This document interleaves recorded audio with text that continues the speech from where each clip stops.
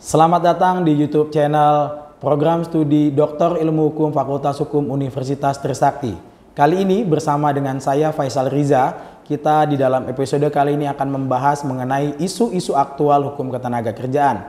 Telah hadir bersama kami Profesor Alusius Wiono yang merupakan guru besar tetap Program Studi Doktor Ilmu Hukum Universitas Trisakti. Selamat pagi, Prof. Selamat pagi. Bagaimana kabarnya, Prof? Baik-baik. Alhamdulillah, baik. Prof, kalau kita melihat bagaimana perkembangan hukum ketenagakerjaan ya, Prof, di beberapa 1-2 tahun belakangan ini cukup fenomenal ya, Prof, dengan lahirnya Undang-Undang Cipta Kerja seperti itu, kemudian di judicial review, kemudian keluar perpunya, kemudian akhirnya perpunya disetujui dengan Undang-Undang Nomor 6 2023. Kalau menurut Prof, bagaimana arah kebijakan hukum ketenagakerjaan ini pasca terbitnya Undang-Undang 6 2023, Prof? Nah, pasca Undang-Undang 6 tahun 2003, Ya. Bagaimana hukum ketenagakerjaan kita? Nah, hukum ketenagakerjaan kita ini kan mengatur antara pekerja dengan pengusaha. Ada dua kepentingan yang berbeda. Nah, untuk selanjutnya untuk mengatur ini maka ketentuan-ketentuan yang diatur di dalam Undang-Undang Cipta Kerja itu seharusnya mencerminkan aspirasi dari buruh maupun aspirasi dari pengusaha. Sehingga ada harmonisasi antara keduanya. Nah, untuk menciptakan itu tidak mudah, karena banyak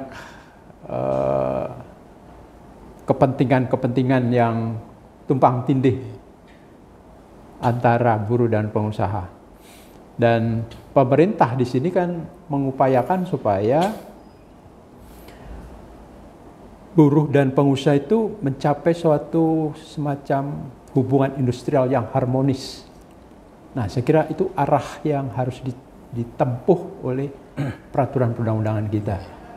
Bagaimana supaya hubungan yang harmonis ini bisa tercapai sehingga menimbulkan produktivitas pekerja, sehingga kemudian menunjukkan kesejahteraan pekerja juga meningkat, kemajuan perusahaannya juga meningkat.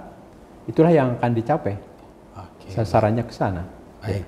Baik, Prof. Kalau kita lihat salah satu nilai lebih dari Undang-Undang Cipta Kerja melalui Undang-Undang Nomor 6 2023 dan juga peraturan pelaksanaannya adalah untuk pekerja PKWT sekarang itu kan diberikan kompensasi, Prof. Ya. Nah, kalau menurut Prof, apakah pemberian uang kompensasi ini sudah memenuhi rasa keadilan dan keseimbangan hak antara pekerja kontrak dengan pekerja tetap, Prof? Ya. Mengenai kompensasi terhadap pekerja yang di PKWT-kan, ini merupakan peraturan yang baru. Sebelumnya PKWT itu tidak berhak atas apa? Atas pesangon atau pokoknya begitu kontrak habis maka sudah tidak ada lagi hak dan kewajiban pekerja dan pengusaha. Nah, oleh Undang-Undang Cipta Kerja dimunculkan pesangon sebetulnya kompensasi itu. Nah, karena pekerja-pekerja yang PKWT ini kan begitu berakhir PKWT-nya, maka dia harus menunggu untuk pekerjaan selanjutnya. Nah, untuk menunggu selanjutnya ini maka diperlukan suatu uang kompensasi. Sehingga kalau dibandingkan dengan PKWTT yang sudah mendapatkan pesangon sejak awal, maka ini merupakan persamaan antara PKWT dan PKWTT. Salah satu nilai lebih lah ya, Prof, dari Undang-Undang 6 ini ya, Prof ya. Iya, betul. Baik. Kemudian yang menarik, Prof, di dalam Undang-Undang 6 di 2023 ini dibandingkan dengan Undang-Undang Cipta Kerja sebelumnya yang 11 2020 adalah berkaitan dengan alih daya, Prof. Di mana di dalam alih daya ini kan ketika di Undang-Undang 11 2020 kalau kita melihat secara umum kan semacam dibuka bebas, Prof. Nah, kemudian di di Perpu 2 2022, kemudian di di Undang-Undang 6 2023 ini semacam dalam tanda kutip ini akan ada pembatasan, Prof, sepertinya. Tidak bebas sama sekali seperti itu. Kalau menurut Prof, konsepsi alidaya yang memenuhi rasa keadilan, rasa kepastian hukum dan kemanfaatan hukum bagi pekerja dan pengusaha seperti apa sih, Prof, kalau menurut Prof? Ya, ini alih daya ini menjadi topik demo dari para buruh. Para buruh menyatakan bahwa bagaimana outsourcing diatur. Ya. Nah, menurut saya outsourcing atau alih daya ini ada dua macam. Ya. Outsourcing pekerjaan. Jadi pekerjaannya yang di-outsource. Ya. Dan outsourcing pekerja. Jadi pekerjaannya yang di-outsource. Ya. Nah, ini kalau menurut saya harusnya adalah outsourcing pekerjaan. Outsourcing pekerjaan. Jadi pekerjaannya yang dialihkan kepada perusahaan yang lain. Baik. Sehingga perusahaan yang lain yang akan melakukan alih daya itu sebetulnya dia adalah semacam main contractor. Oke. Kemudian perusahaan alih dayanya adalah subkontraktor. Nah, itu kan pekerjaannya dialihkan. Ya. Sehingga subkontraktor ini harus memiliki pekerja. Nah, sekarang yang terjadi adalah outsourcing pekerjaan, outsourcing pekerja. Orangnya ya, Prof. Orangnya yang diserahkan kepada perusahaan lain itu. Nah, menurut peraturan yang baru ini, alih daya adalah alih daya suatu penyerahan pekerjaan kepada perusahaan. Berarti menurut Undang-Undang Cipta Kerja, alih dayanya adalah alih daya outsourcing, alih daya pekerjaan, bukan alih daya pekerja lagi. Oke. Padahal Undang-Undang 13 tahun 2003 kan dua-duanya. Ya. Baik alih daya pekerja maupun pekerjaan. Kemudian dalam Undang-Undang Cipta Kerja itu di sana tidak diatur mengenai definisinya. Yeah. Definisinya diatur di dalam PP 25 PP 35 tahun 2001. Nah, di situ diatur mengenai perjanjian alih daya yang pekerjaan tadi. Cuman sayangnya ada pasal 19 kalau nggak salah, itu mengatur tupe. Ya. Nah, tupe kan berarti alih daya pekerja itu. Ya. Nah, ini agak menyimpang juga bagaimana alih daya itu, sehingga menurut saya bagaimana diatur nanti harus mengatur alih daya yang pekerjaan. Ya. Jadi definisinya sudah alih daya pekerjaan. Menurut 25 tahun 2001 itu. Nah, ini merupakan kemajuan dari Undang-Undang Peraturan Menteri nomor 35 tahun 2001. Sorry. Mungkin yang menarik ini, Prof, tadi menyinggung berkaitan dengan tupe ini, Prof. Tupe ini kan kalau kita lihat kan merupakan salah satu pertimbangan hukum dari putusan MK nomor 27 ya, Prof. Di dalam implementasinya itu banyak yang melihat bahwa sulit untuk menerapkan tupe ini, Prof. Karena banyak yang bilang itu dosa yang berbuat siapa, kemudian harus menanggung dosanya siapa. Nah, kalau menurut Prof, apakah tupe ini menjadi hal yang sangat mungkin diimplementasikan, Prof? Menurut saya suatu hal yang tidak mungkin diimplementasikan. Karena hubungan kerjanya dengan perusahaan yang lama. Iya. Kemudian putus, harus nyambung dengan perusahaan yang baru, dipaksakan. Iya. Itu kan nggak mungkin. Nggak mungkin. Jadi memang agak sulit ya, Prof, ya diimplementasikan ya. Oleh karena itu tupe juga harus dihapus. Harus dihapus ya, Prof. Harus dihapus. Karena penyerahan alih daya penyerahan pekerjaan itu tidak memerlukan tupe lagi. Oke. Artinya pekerjanya adalah pekerjanya alih daya kan, Pekerja alih daya. bukan pekerjanya dari perusahaan yang memberikan pekerjaan. Baik Prof. Jadi kan kalau di setiap May Day nih Prof, isu yang selalu dihembuskan oleh kawan-kawan serikat pekerja adalah hapuskan outsourcing. Sebenarnya suatu keniscayaan nggak sih Prof untuk menghapus outsourcing ini Prof?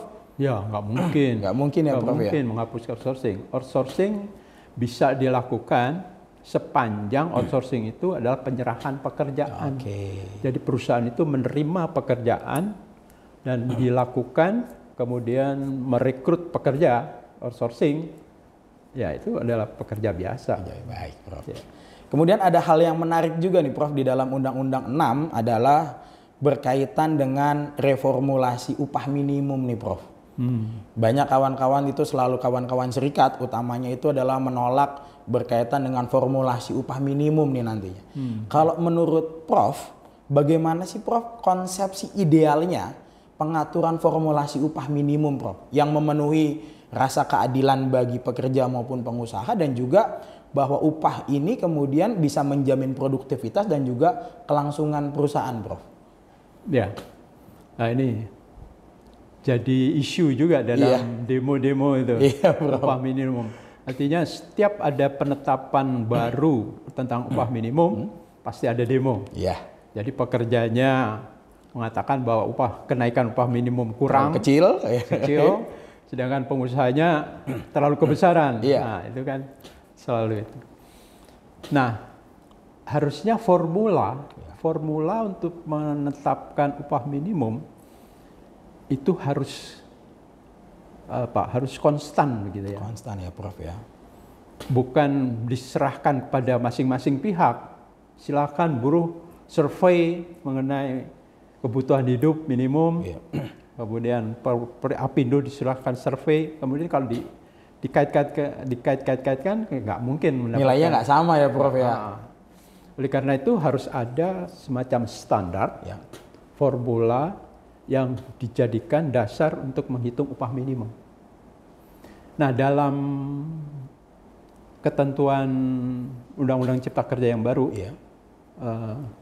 PP 36 kalau salah, 36 2001, itu dijelaskan bahwa dasar untuk formula perhitungan upah minimum adalah kemampuan perusahaan, kemudian inflasi, kemudian apalagi inflasi, pertumbuhan ekonomi. Nah, itu semuanya dihitung berdasarkan statistik. Iya. Nah, itu kan sudah jelas tiga-tiganya. Menurut statistik berapa. Nah, kemudian dihitung, kemudian jadilah upah minimum. Dan satu lagi, seharusnya upah minimum tidak menimbulkan masalah. Harusnya ya Prof. Harusnya. Kenapa? Karena upah minimum itu kan upah yang diberikan kepada pekerja yang bermasa kerja di bawah 1 tahun. Sebagai jaring pengaman ya. Sebagai jaring safety net pengaman. ya. Sedangkan mereka yang mempunyai masa kerja di atas 1 tahun, itu harus berdasarkan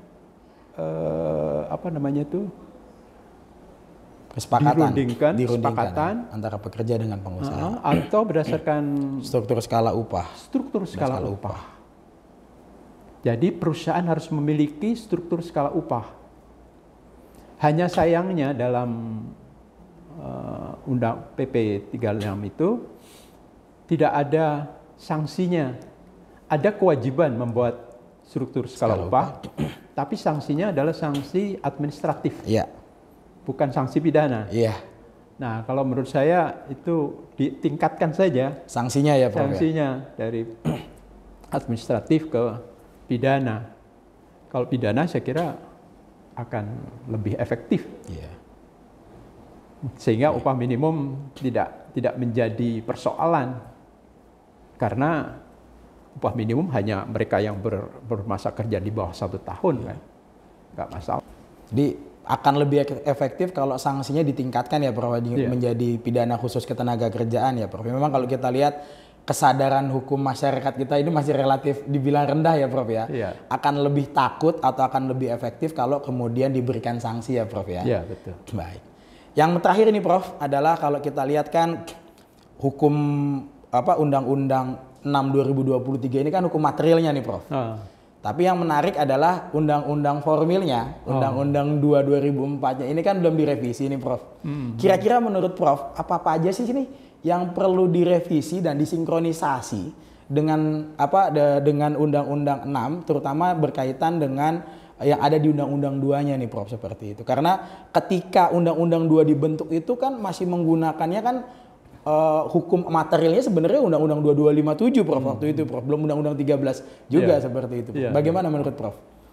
Ya, itu perlu direvisi Undang-Undang 2 tahun 2004 karena prosesnya lama kan, proses di pengadilan itu. Karena para pihak yang berselisih itu mau menyelesaikan persoalan atau mau memenangkan perkara. Di dalam Undang-Undang 2 tahun 2004 itu mereka diarahkan sehingga mereka memilih mediasi, kemudian PHI dan Mahkamah Agung. Mereka tidak diberi kesempatan, seharusnya diberi kesempatan untuk memilih alternatif dispute resolution yang terdiri dari mediasi, konsiliasi, dan arbitrase. Itu harus memilih mereka. Apakah memilih pengadilan atau memilih alternatif dispute resolution? Sejak awal ya Prof ya, bukan awal. Jadi rangkaian ya Prof ya. Bukan dari rangkaian. Sehingga kalau mau menggugat itu harus melalui somasi dulu. Somasi kemudian gugat ke pengadilan PHI ke Mahkamah Agung. Itu artinya singkat kan? Tidak melalui mediasi atau konsiliasi. Nah itu kemudian memapas institusinya. Kemudian juga kewenangan untuk menyelesaikan. Mediasinya, konsiliasi dengan arbitrase dengan mediasi berbeda-beda. Kalau mediasi, mediator diselesaikan empat-empatnya, perselisihan hak, perselisihan kepentingan, perselisihan atas serikat pekerja, PHK. Kemudian konsiliasi hanya tiga, arbitrase hanya dua. Nah ini kan tidak adil nih. Harusnya empat-empatnya diserahkan pada mereka juga, sehingga para pihak yang mau menyelesaikan persoalan secara cepat itu harus melalui alternatif dispute resolution tadi, mediasi, konsiliasi atau arbitrase. Sedangkan kalau mau memenangkan perkara, maka para pihak bisa memilih pengadilan hubungan industrial.